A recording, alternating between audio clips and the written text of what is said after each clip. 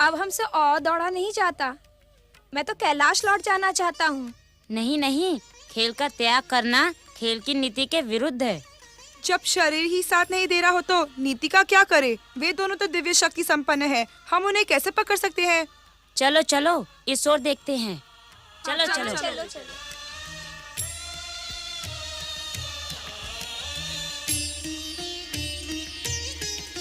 बड़े भैया कार्तिकेय, हमें पकड़ना तो दूर, वे हम तक पहुंच भी नहीं सकते। मयूरेश्वर, अपने प्रतिद्वंदी को निर्बल नहीं समझना चाहिए।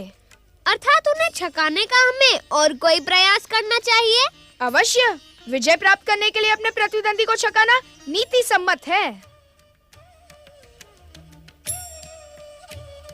मयूरेश्वर, असफलता केवल यही सिद्ध करती है कि सफलता का कार्य पूरे मन से नहीं किया गया है। प्रश्न सफलता और असफलता का नहीं है बड़े भैया। तो प्रश्न किसका है? प्रश्न तो अपने साथियों पर दया का है। दया का? हाँ बड़े भैया, हम दोनों दिव्य शक्ति संपन्न हैं। बेचारे शिवगणों के बालक तो साधारण हैं। क्या अपनी शक्तियों का प्रयोग उनके विरुद्ध अन्याय नहीं होगा? परंतु मयूरेश्वर, हम तो उनके साथ साधारण बालकों के समान ही खेल रहे हैं। महादेव शिव और महादेवी शिवा के पुत्र साधारण में भी असाधारण ही रहेंगे। अर्थात हमें उनको न छकाकर उनकी यही प्रतीक्षा करनी चाहिए। बड़े भैया, यदि हम प्रतीक्षा करने लगेंगे तो वे हमें पकड़ लेंगे और हमारी असफलता यही सिद्ध करेगी कि हमने सफलता का प्रयास ही नहीं किया। तुम उचित कह रहे हो मयूरेश्वर। हम दोनों उस पेड़ के पीछे छिप जाते हैं। जब वे लोग हमारे समीप आएंगे तब हम उन्हें छकाने का और कोई उपाय सोच लेंगे। चलो। यदि ऐसी बात है तो हम बिना दूसरा तीसरा उपाय सोचे उन दोनों को पकड़कर ही रहेंगे। बड़े भैया कार्तिकेय को भले ही हम पकड़ न पाए, परंतु श्री गणेश अपनी दिव्य शक्तियों का प्रयोग न करे तो हम श्री गणेश को अवश्य ही पकड़ पाएंगे। श्री गणेश को क्यों? क्योंकि वे गजमुख हैं। इतना स्थूलकाय उनका शरीर है। हमारे समान वो थोड़ी ही दौड़ पाएंगे। चलो।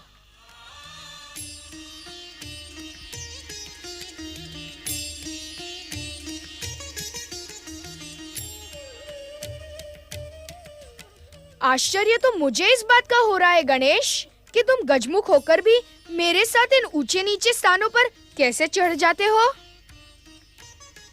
बड़े भैया कार्तिकेय, अब हम क्या करें? क्या इनका पीछा करें? तुम बहुत चतुर हो गणेश। तुमने मेरे प्रश्न का उत्तर नहीं दिया। चलो भैया, पहले हम इनका पीछा करके इन्हें पकड़ते हैं, फिर आपके प्रश्न का उत्तर दे देंगे। ठीक है, चलो। बड़े भैया कार्तिकेय और मयूरेश्वर हमें कहीं दिखाई नहीं दे रहे, इसलिए आगे जाना उचित नहीं है। क्यों? एक बार पिताजी ने मुझे बताया था कि इस वन में वृक्ष नरभक्षी होते हैं। वृक्ष भी कभी नरभक्षी होते हैं? पिताजी असत्य तो नहीं कहेंगे। यदि हम यहाँ खड़े रहे तो उन दोनों को पकड़ेंगे कैसे? वे हमें अपने पीछे पाकर यह समझेंगे कि हमने अपनी दिव्य शक्तियों का प्रयोग किया है। परंतु जब उन्हें अपनी मूर्खता का ज्ञान होगा तब तो वे अवश्य ही लज्जित होंगे। आप ठीक कह रहे हैं भैया।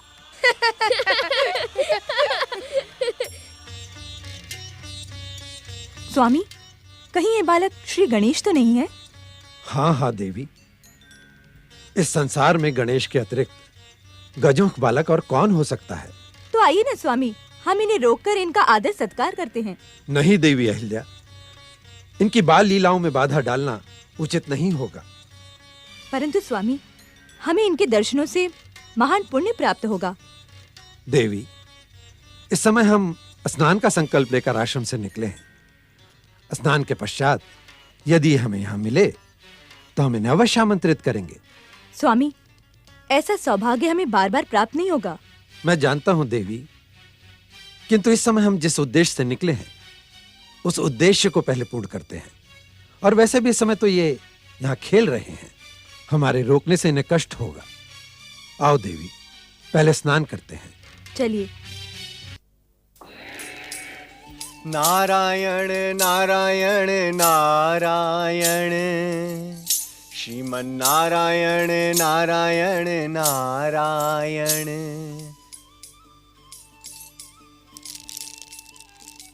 आज मैं अपनी जिज्ञासा में भटकते भटकते आर्यावर्त के दक्षिण क्षेत्र में आ पहुंचा, किंतु सदा वेद मंत्रों से गुंजित रहने वाला महर्षि अगस्त्य का आश्रम आज इतना शांत क्यों है?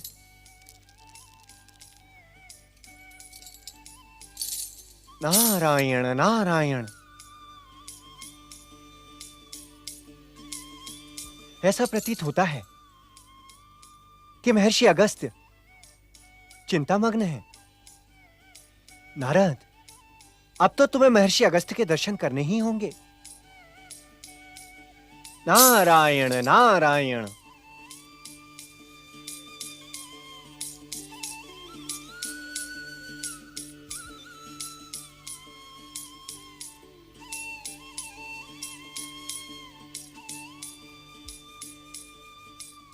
नारायण नारायण।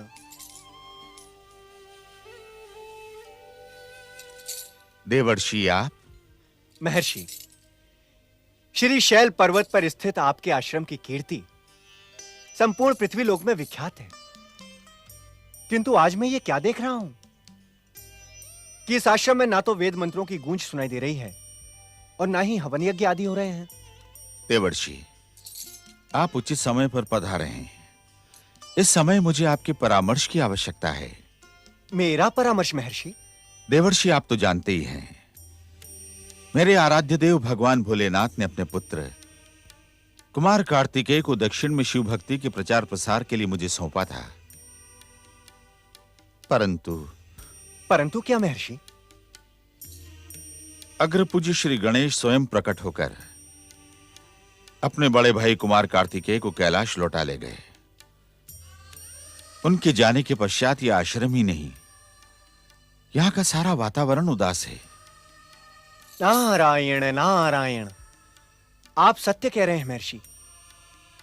कुमार के यहां से जाने के पश्चात इस आश्रम की दयनीय स्थिति स्पष्ट दिखाई पड़ रही है। देवर्षि, पिछले कुछ दिनों से मैं कैलाश जाने के लिए विचार कर रहा हूं, परंतु मैं कुछ निर्णय नहीं कर पा रहा। मेरा कैलाश जाना उचित भी होगा या नहीं? नारायण नारायण। ऋषिवर, आप तो ज्ञान के सागर हैं, बुद्धि के स्वामी हैं। इस समय मेरी बुद्धि और ज्ञान भ्रमित हो चुके हैं देवर्षि। आप ही मेरा मार्गदर्शन करें।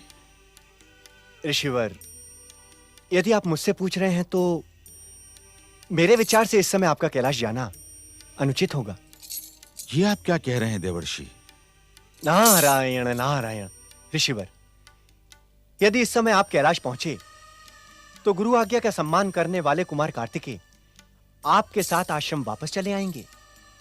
तो मैं उन्हें लौटाने के लिए तो जा रहा हूं। महर्षि, इस समय कैलाश का वातावरण मयूरेश्वर श्री गणेश और कुमार कार्तिकेय की बाल लीलाओं से आनंदित है।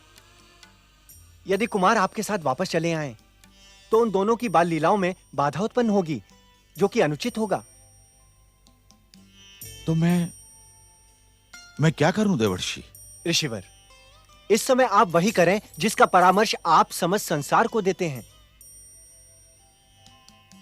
आप अपना सर्वस्व अपने आराध्य को समर्पित कर दें। समय आने पर वे स्वयं आपको संकेत देंगे। नारायण नारायण।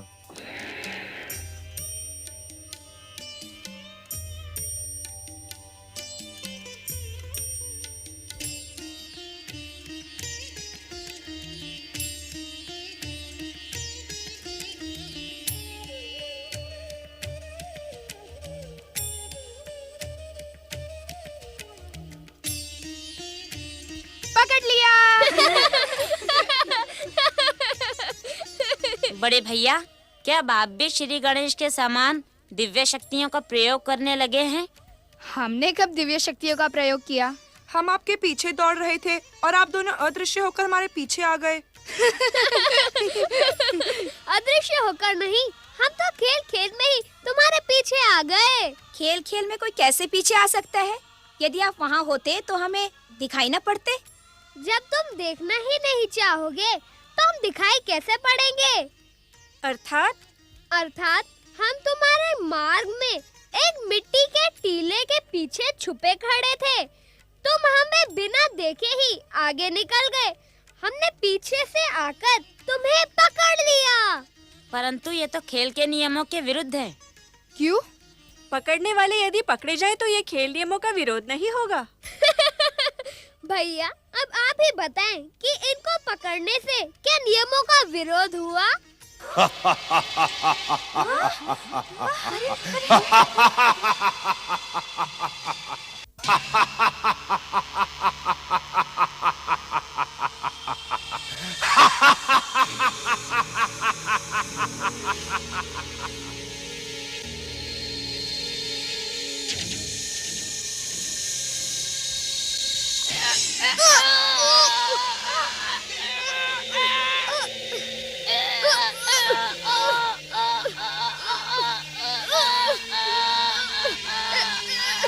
मयूरेश्वर, माँ शक्ति का स्मरण करो, वे अवश्य ही हमारी सहायता करेगी। जय माता पार्वती, जय माता शक्ति, जय माता की।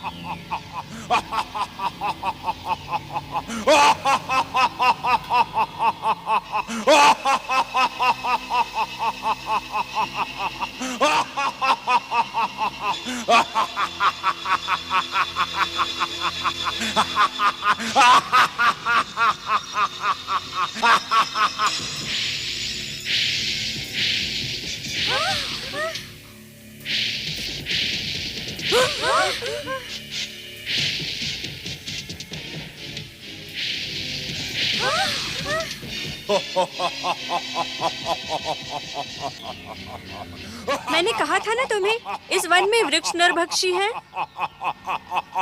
मयूरेश्वर, अब हमें लौट जाना चाहिए। यहाँ रुकना उचित नहीं होगा। नहीं बड़े भैया, दुष्टता करने वाले को दंडित करना मेरा कर्तव्य है और मैं अपने कर्तव्य से मुंह नहीं मोड़ सकता।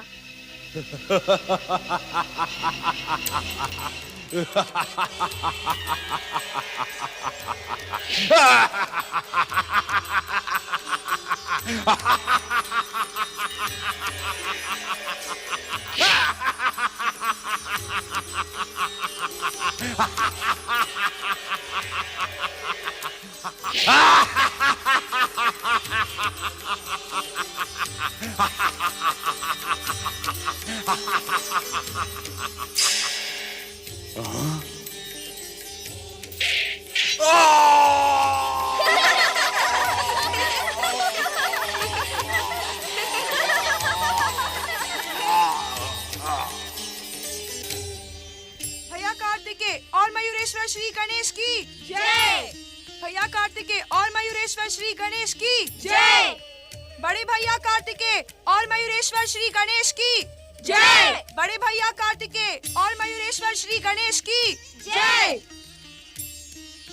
मयूरेश्वर, अब हमें लौट जाना चाहिए। माता हमारी चिंता कर रही होंगी। ना भैया ना, मैं अभी नहीं लौट सकता। क्यों?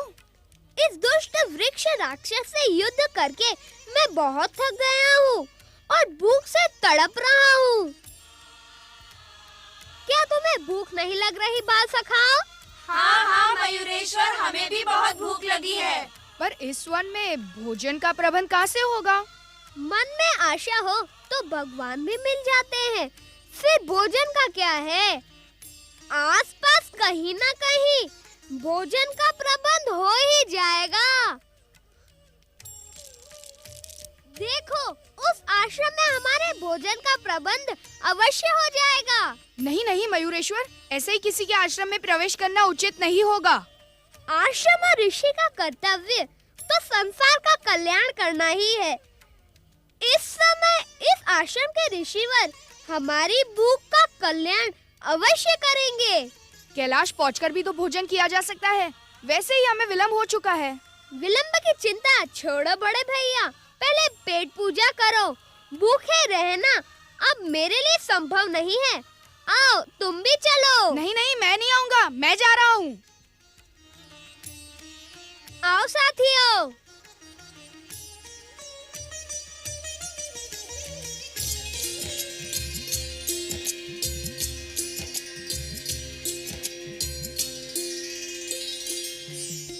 ठहरो, ऐसे नहीं, पहले आश्रम के स्वामी को पुकारो, उनसे भोजन मांगो।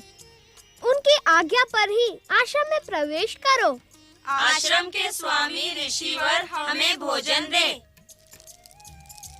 अब हम क्या करें मयूरेश्वर? हमने आश्रम के स्वामी को पुकारा, हमारा कर्तव्य पूर्ण हुआ। अब आश्रम के भीतर चलो और भोजन ग्रहण करो।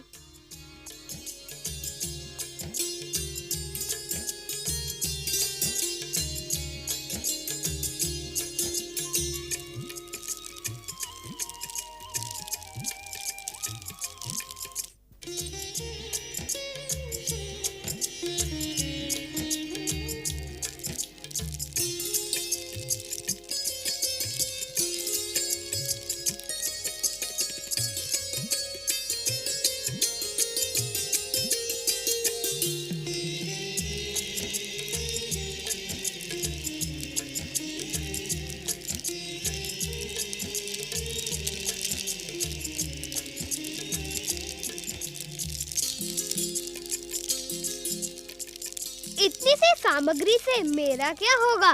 तुम सब भी तो हो। यहाँ इतना ही है, हमें इसी से संतोष करना पड़ेगा।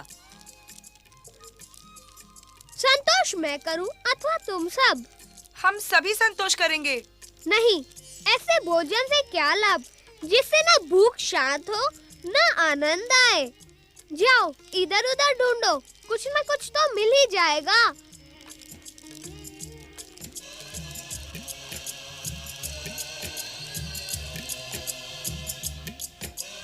अरे वहाँ फलों के कितने पेड़ हैं?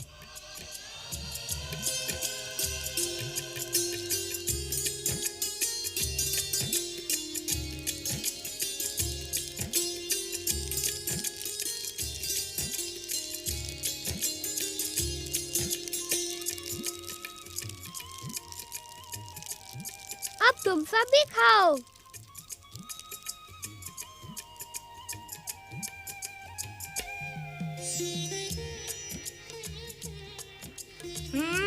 स्वादिष्ट है।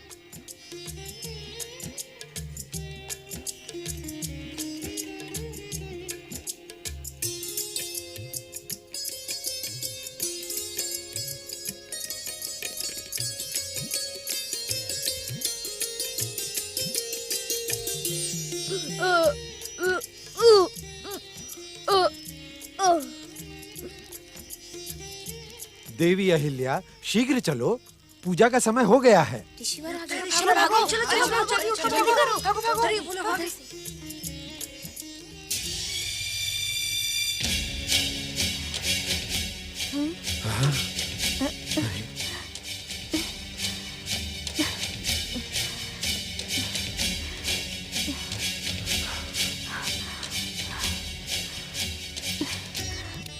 स्वामी, किसी ने हमारा आश्रम उजाड़ दिया।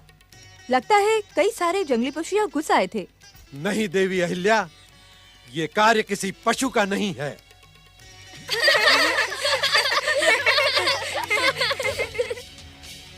गौरी पुत्र गणेश।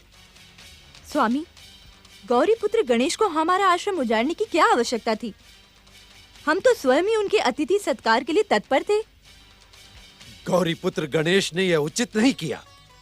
हमें इसका विरोध करना होगा। बाल लीलाओं की भी एक सीमा होती है।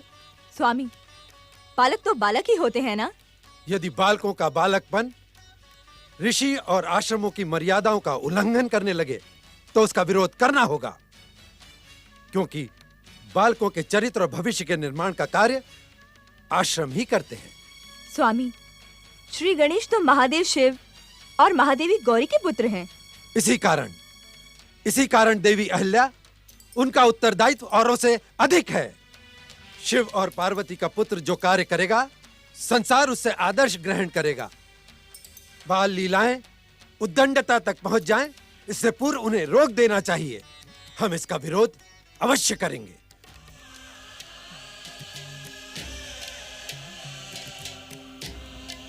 प्रणाम पिताश्री, प्रणाम माताश्री। मयूरेश्वर को कहाँ छोड़ा है कार्तिकेय?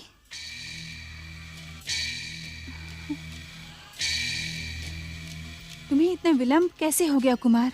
क्षमा करें माता, विलंब का कारण आप मयूरेश्वर से ही पूछ लीजिएगा। वो मेरी कोई बात ही नहीं मानता है माता।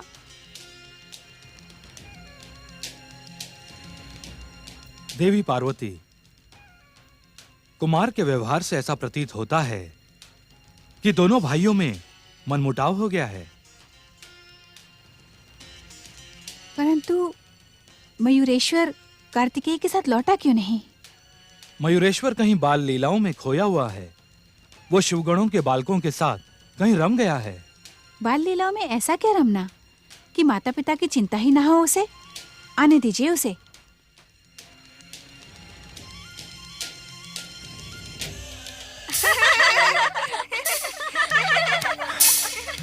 स्वामी, गौरी पुत्र गणेश साक्षात महागणेश के अवतार हैं। इसीलिए उनकी बाल लीलाएं भी चमत्कारी हैं। और हो सकता है कि हमारा उजड़ा हुआ आश्रम पहले जैसा हो गया हो। ये प्रश्न उजड़ने और संवरने का नहीं है देवी अहिल्या, ये प्रश्न है मर्यादा का। ये भी तो हो सकता है स्वामी कि बालकों को भूख लगी हो और हमें आश्रम में न पाकर उन्होंने स्वयं ही भोजन सामग्री ढूंढकर खा ली हो। योगेश्वर और यज्ञेश्वर भगवान शिव का पुत्र क्या अपनी भूख पर नियंत्रण नहीं रख सकता? ऐसा कार्य मनुष्य नहीं करते, राक्षस करते हैं। और हमें तो कभी राक्षसों ने भी इतना नहीं सताया। हम कहाँ जा रहे हैं? कैलाश, मयूरेश्वर श्री गणेश की उद्दंडता को महादेव से अवगत करवाने।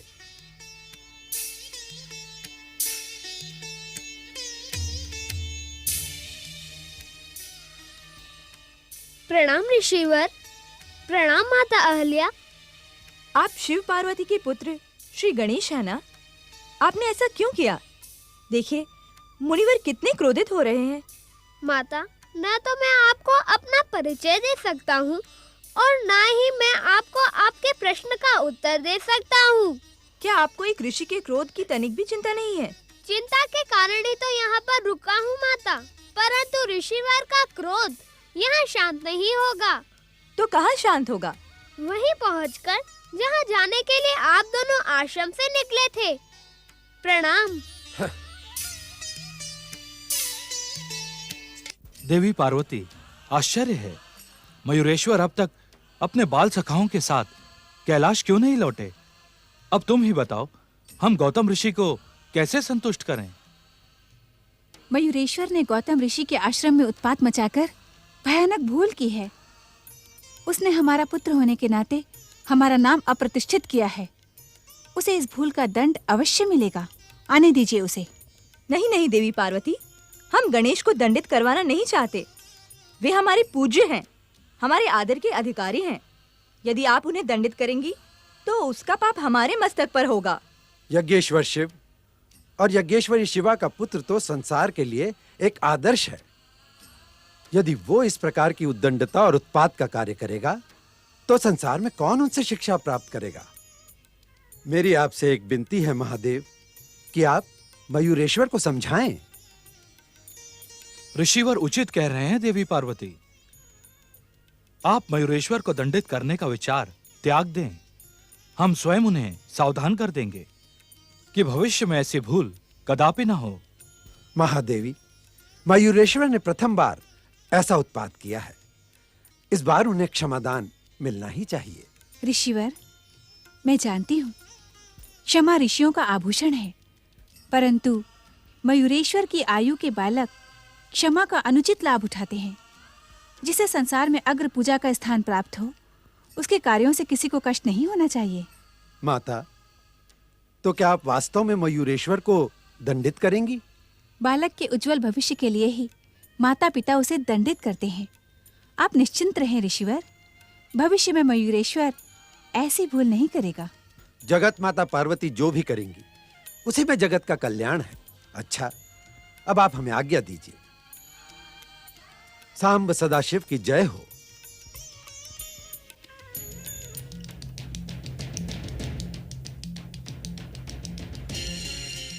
प्रणाम ऋषिवर। प्रणाम माता अहल्या। यदि हमसे जाने अनजाने में कोई अपराध हुआ हो तो हमें क्षमा कर दें। हे प्रिय अग्रपूज्य मयूरेश्वर, आपने क्षमा याचना करके अपने सारे जाने और अनजाने में किए अपराधों से मुक्ति प्राप्त कर ली है। यशस्वी भव।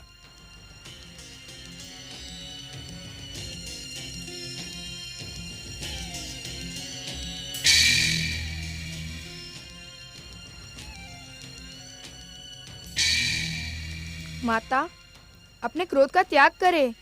मयूरेश्वर की ओर से मैं आपसे क्षमा याचना करता हूँ।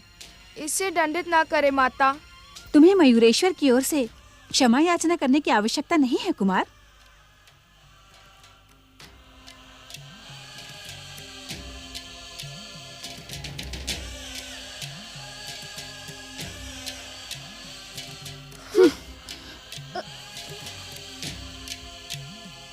जब मयूरेश्वर ने गौतम ऋषि के आश्रम में उत्पात मचाया था तो तुम सब ने उसे क्यों नहीं रोका?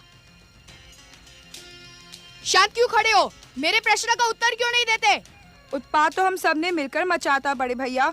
दोषी हम सब हैं, क्योंकि हमें भूख लगी थी। कुमार, भूख लगने पर भोजन को पाना तो हर प्राणी का अधिकार है। यह अधिकार दिलाने के लिए मयूरेश्वर ने इनकी सहायता की। इसमें अपराध कैसा? पिताश्री, भोजन प्राप्त करना अपराध नहीं है, किंतु भोजन प्राप्त करने के लिए किसी के आश्रम में उत्पात मचा देना, ये तो अपराध ही माना जाएगा ना। कुमार, आश्रम किसी की निजी संपत्ति नहीं होते। उस पर समाज के हर प्राणी का समान अधिकार होता है। किंतु मनुष्य लोक में हर दिन एक नई परंपरा जन्म लेती है, जिसके कारण आज ऋषि मुनि भी इन आश्रमों को अपनी निजी संपत्ति समझने लगे हैं। जिस स्थान पर ऋषि मुनि यज्ञ, आराधना, पूजा पाठ और निवास करते हैं, वो स्थान तो उनका ही कहा जाएगा ना। नहीं कुमार, कहने को तो प्राणी का जीवन भी अपना नहीं है। अर्थात प्राणी का जीवन भी परमात्मा की इच्छा के अधीन है। जिस प्रकार प्रत्येक प्राणी को भूमि, प्रकृति और परमात्मा की देन है, उसी प्रकार भोजन, फल, फूल सभी कुछ प्रकृति और परमात्मा की देन है। संग्रह की प्रवृत्ति रखने वाले मनुष्य इन्हें अपना मानने की भूल कर बैठते हैं, जो अनुचित है। इसका अर्थ हुआ कि मयूरेश्वर ने कोई अपराध नहीं किया। अर्थ तो यही हुआ कुमार कार्तिकेय, परंतु इस अर्थ को तुम्हारी माता माने तभी इस अर्थ का सार्थक होगा। प्रणाम पिताश्री।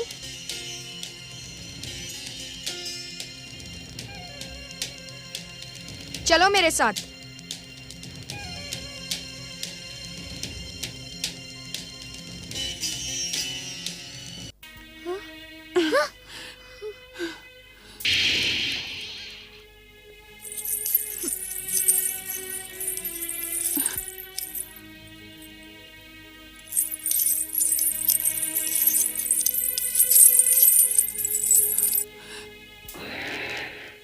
नारायण नारायण हरि हरि, श्रीमन नारायण नारायण हरि हरि, श्रीमन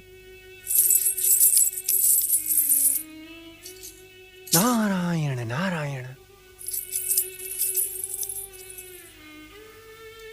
नारायण नारायण। तेरा उत्पात सारी सीमाएं तोड़ चुका है मयूरेश्वर। शिव पार्वती का पुत्र होने का लाभ उठाकर तू अपनी मनमानी करता है। ऋषि मुनियों को सताकर तू हमें चारों ओर अपमानित करवाता है। हाँ माताश्री, आप मयूरेश्वर को दंडित ना करें। जिस अपराध का दंड आप मयूरेश्वर को दे रही है वो उसने अकेले नहीं किया, ये सब भी उसके दोषी हैं। मयूरेश्वर को मेरे दंड से बचाने के लिए तुम असत्य कह रहे हो कुमार। मैं सत्य कह रहा हूँ माता, स्वयं इन सब ने ही मुझे सत्य से परिचित कराया है। मैं जानती हूँ मयूरेश्वर को बचाने के लिए ये सब असत्य कह सकते हैं, इसलिए मैंने इनसे कुछ नहीं पूछा। परंतु माता, कुछ कहने की आवश्यकता नहीं है। मयूरेश्वर इन सब का नेता है। यदि ये न कहता तो क्या ऋषि गौतम के आश्रम में जाकर इनमें से कोई भी उत्पात मचाने का साहस कर सकता था? नारायण नारायण। अग्र पूज्य मयूरेश्वर को इस प्रकार दंडित न करें माता, इसका परिणाम अनर्थकारी हो सकता है। तुम बिना बुलाए यहाँ क्यों प्रकट हो गए नारद? मैंने तो तुम्हें आमंत्रित नहीं किया। तुम मुझे किसी परिणाम का भय न दिखाओ। अपराधी पुत्र को दंडित करना माता का कर्तव्य होता है। शांत हो जाए माता, कृपया शांत हो जाएं। मैंने कहा ना देवऋषि, आप माता और पुत्र के मध्य ना आए। एक बात कहूँ माता, आप मुझ पर क्रोध तो नहीं करेंगी ना? मैं तुम्हारी चतुराई जानती हूँ मयूरेश्वर, परंतु आज तुम्हारी किसी भी बात से मेरा क्रोध शांत नहीं होगा। कोई तुम्हारे नाम का उल्हाना लेकर कैलाश आए, ये मुझे प्रिय नहीं। मेरी बात सुन तो ले माता। कहो, क्या कहना चाहते हो? आप मुझे इसी कारण इतना कठोर दंड दे रही हैं ना, क्योंकि मैं आपका अपना पुत्र नहीं हूँ।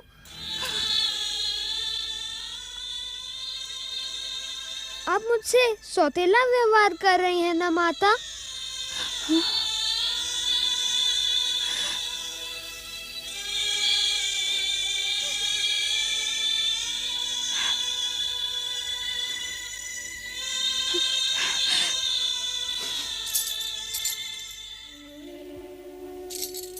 नारायण नारायण। हे मयूरेश्वर, आपको दंड देने का माता का उद्देश्य पूर्ण हुआ। अब यदि आप आज्ञा दें तो मैं आपकी ये लौह श्रृंखला खोल दूं? नहीं देवर्षि, मैं अपनी माता के न्याय का अपमान नहीं करना चाहता। नारायण नारायण। हे मयूरेश्वर, तो क्या आप इसी लौह श्रृंखला में बंधे रहेंगे? नहीं देवर्षि, मेरे इस मयूरेश्वर अवतार का उद्देश्य इस घटना के साथ पूर्ण हुआ। अब मैं इसी स्वरूप में इस कैलाश की और आप सबकी विदा लेकर श्री महागणेश के पास जा रहा हूँ। ओम श्री महागणेशाय नमः। ओम श्री महागणेशाय नमः। ओम श्री महागणेशाय नमः। ओम श्री महागणेशाय नमः।